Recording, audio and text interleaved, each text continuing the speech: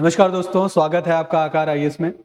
आज हम बात करने वाले हैं कि आखिर भारत के विदेश मंत्री एस जयशंकर पाकिस्तान के दौरे पर जाने वाले हैं।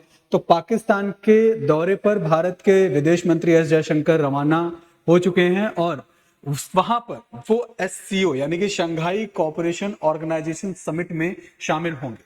तो आज हम बात करेंगे कि आखिर विदेश मंत्री एस जयशंकर का पाकिस्तान जाना क्यों जरूरी हुआ और वहां पर एससीओ के समिट में शामिल होकर वो किन मुद्दों पर बात करेंगे, किन चीजों पर बात करेंगे और एससीओ असल में है क्या, इन सारी चीजों पर हम बात करेंगे। पाकिस्तान एक ऐसा देश जिसके साथ भारत के संबंध हमेशा से ही तनावपूर्ण बने रहे हैं, लेकिन इन सब चीजों के बावजूद भी विदेश मंत्री का पाकिस्तान दौरे पर जाना आखिर क्या दर्शाता है, इन चीजों पर हम बारी बारी से करके बात करेंगे।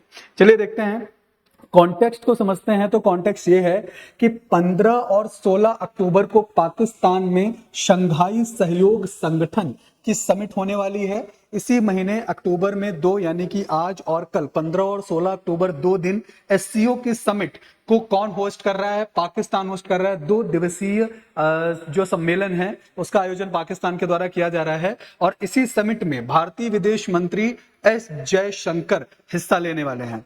यह करीब 9 साल बाद हो रहा है। आफ्टर 9 इयर्स, करीब 9 साल बाद किसी भारतीय विदेश मंत्री का यह पहला पाकिस्तान दौरा है। After 9 years it is the first visit of an Indian foreign minister जो कि पाकिस्तान में विजिट कर रहे हैं। इससे पहले अगर हम देखें तो दिसंबर 2015 में तत्कालीन विदेश मंत्री सुषमा स्वराज जी ने पाकिस्तान विजिट किया था। तो 9 साल के बाद भारत के विदेश मंत्री एस जयशंकर जी जो हैं वो एससीओ के समिट में शामिल होने के लिए पाकिस्तान जा रहे हैं।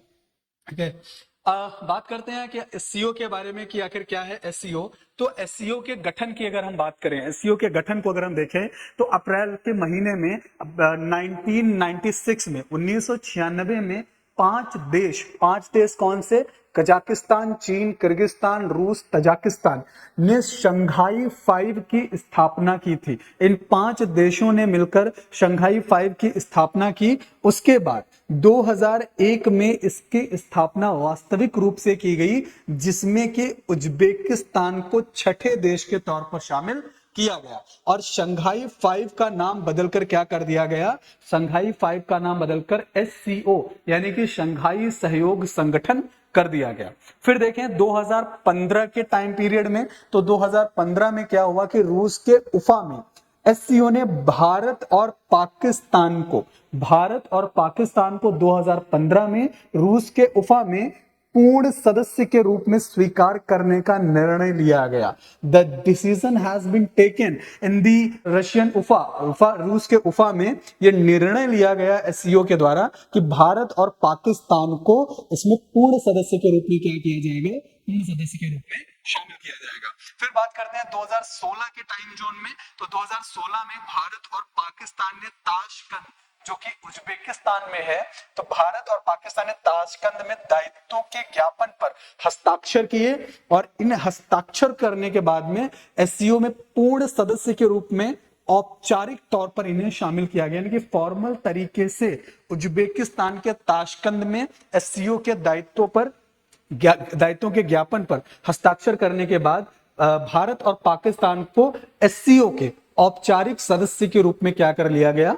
औपचारिक सदस्य के रूप में शामिल कर लिया गया। कब? 2016 में। तो 1996 में 5 देशों कौन? कजाकिस्तान, चीन, किर्गिस्तान, रूस और तजाकिस्तान, इन लोगों ने मिलकर शंघाई 5 का गठन किया। फिर उसके बाद 2001 में उज्बेकिस्तान जब छठे सदस्य के तौर पर शामिल हुआ, तब शंघाई 5 का नाम बदलकर क्या कर दिया गया? शंघाई सहयोग संगठन कर दिया गया। फिर 2015 में रूस के उफा में एससीओ ने, शंघाई सहयोग संगठन ने क्या किया कि भारत और पाकिस्तान को एससीओ में शामिल करने के लिए निर्णय लिया गया और 2016 में भारत और पाकिस्तान ने एससीओ के दायित्वों के ज्ञापन पर हस्ताक्षर किए और औपचारिक रूप से इनको एससीओ में क्या किया गया? शामिल कर लिया गया। फिर देखते हैं 2017 में। तो 2017 में अस्ताना में भारत और पाकिस्तान आधिकारिक तौर पर पूर्ण रूप से एससीओ में शामिल हो गए और 2021 में ईरान एससीओ का पूर्ण सदस्य बना जो है।